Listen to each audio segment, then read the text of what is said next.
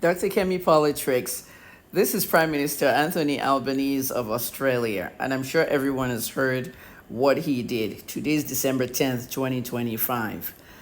Australia becomes the first country in the world to actually ban kids off social media that are less than 16. Now, let me explain this to you. When social media started, okay, I was one of the pioneers. I got on Facebook as early as 2004 at the Harvard University beta testing, and then 2006 when it opened to the public. I've always pioneered almost everything. I joined Instagram 7 days after it launched in October of 2010. Let's see.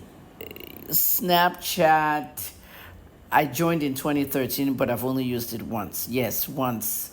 I will return there. It's changed from 2013. But X, Twitter, I joined in March 2008, and I think it opened in 2006. I joined in March 2008, and I couldn't microblog, and I abandoned it, and I came back in October 2008. Basic bottom line is that I was one of the pioneers, and I know everything about social media, and that's what they call me in Nigeria, the queen of social media, as written by Media Room Hub on my 55th birthday. Now I'm 61, and I'm fading away from social media. I want the old life back and see what it feels like. However, looking at what Albanese did, okay, when you look at the age group, that social media itself approves of using them, it's 13. Okay, now when we're in Canada, 2008 to 2012, my son KJ, who's now 25, had a lot of his friends on Facebook, and that's how they socially connected after school. Facebook is 13. Instagram is 13. However, our children were on Facebook at 10 years old in 2010. They weren't doing anything overly dangerous, talking to strangers, dressing provocatively, all that stuff. So it was okay. You could go in there and put your age as 13, but you were really 10 and no one knew.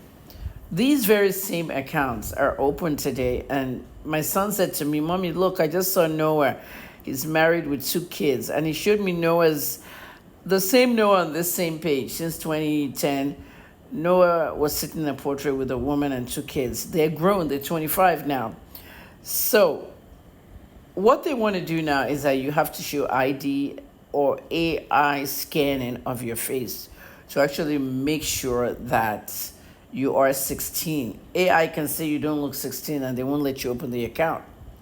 Now, TikTok has some kind of glitch. I won't call it a glitch. A lot of young people woke up today, their accounts were frozen. They couldn't get into their accounts, but many got into TikTok and they were all mocking the prime minister. Like, we're here. But they're going to make this thing really go into effect very soon. I don't like it for a reason. I still think it should be 13. There are some young kids that don't do any bad things online, and they're actually influencers that make money on this social media. And then there's some who are young, 13 to 15, 13 to 16, who are actually celebrities, and they must have social media pages to actually solidify their presence in the industry they are in, especially musicians. We have teen music artists. Imagine when Justin Bieber was 15, if he was Australian back then, he wouldn't be able to have any pages. So it kind of hampers some of that stuff. But we know how bad social media has gotten now, all the evils and all the things that have happened. Let's see whether Albanese really enforces this till the end of 2026. I'll come back to this story in a year. I'm Dr. Kemi for Dr. Kemi Politrix.